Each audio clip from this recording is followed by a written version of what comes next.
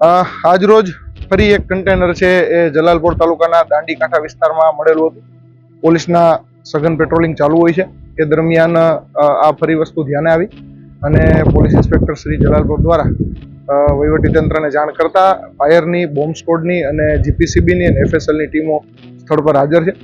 ગઈકાલનું જે કન્ટેનર છે એવું જ સેમ દેખાતું આ કન્ટેનર હોય. ઓમાનની ખાડીમાં સેમ કંપનીના ડૂબી ગયાની અત્રા આપણે ટેલિફોનિક વાતચીત થઈ છે.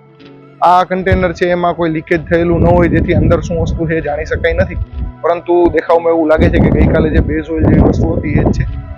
આવા ઘણા બધા કન્ટેનરો એકસાથે ઓમાનની ખાડીમાં ડિઝાસ્ટર દરમિયાન ડૂબી ગયા છે, જેથી આ વસ્તુ છે એ અલગ અલગ કાંઠા પર મળે છે. ગઈકાલે આપને જણાવ્યું એવી જ રીતે પોરબંદર છે, જામનગર છે, કચ્છ છે, અલગ અલગ દરિયા કિનારા પર આ કન્ટેનરો મળી આવ્યા છે. આમાં કોઈ હેઝાર્ડસ આઇટમ અત્યાર સુધી જણાઈ નથી, જેથી કોઈ ચિંતાનો વિષય નથી. વધુ અંદર શું વસ્તુ છે એ બાબતે એફએસએલ અને જીપીસીબીના અધિકારીઓના પૃથ્થકરણ બાદ જ ખ્યાલ આવી શકે છે.